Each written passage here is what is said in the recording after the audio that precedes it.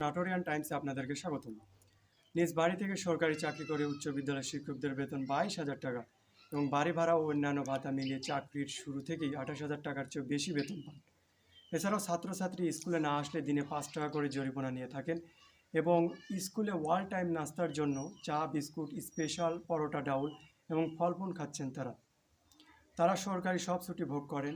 এত সুবিধা সরকার দিচ্ছে শিক্ষকদের জন্য, তারপরেও কেন বাড়ি ভাড়া ভাতা 20% বৃদ্ধির জন্য তারা দাবি করেছে। বছরে 3 মাস স্কুল ছুটি থাকে, সাপ্তাহিক ছুটি তো আছেই এবং বাড়িতে এবং স্কুলে ক্লাস শেষে বেশিরভাগ শিক্ষক প্রাইভেট পড়ায় এবং বাড়িতে গরু ছাগল হাঁস মুরগি পালন করে থাকে। নিজের জমিতে চাষাবাদও আছে, আলাদা ব্যবসাও করেন। আবার কারো বাজারে ওষুধের ফার্মেসিও রয়েছে। নিজের ইচ্ছামতো ছুটি নেওয়া যায়, মন না চাইলে স্কুলে না যাওয়া যায়।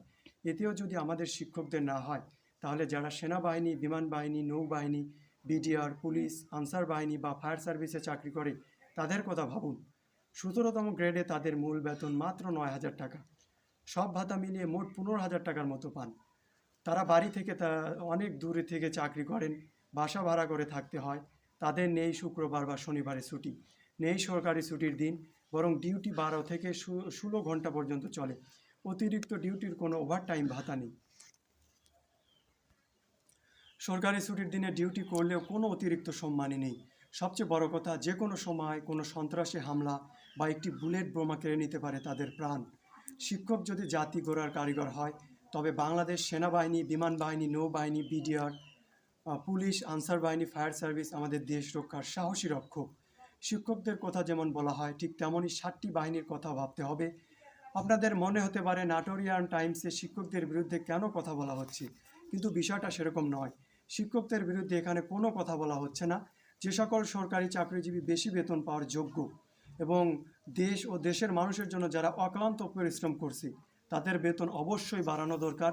যারা দেশের জন্য কষ্ট করছে এবং দেশকে সার্বক্ষণিক নিরাপত্তা দিচ্ছে এবং দেশের জন্য সর্বদা জীবন দিতে প্রস্তুত, তারা শিক্ষকদের চাইতেও কিছুটা হলেও তাদের বেতন বেশি হওয়া দরকার।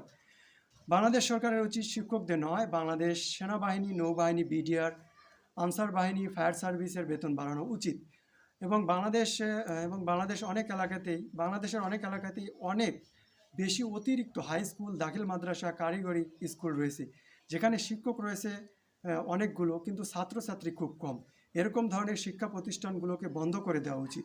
তাহলে আমাদের দেশের শিক্ষকদের বাড়ি ভাড়া ভাতা 20% দেওয়াটা সার্থক হবে।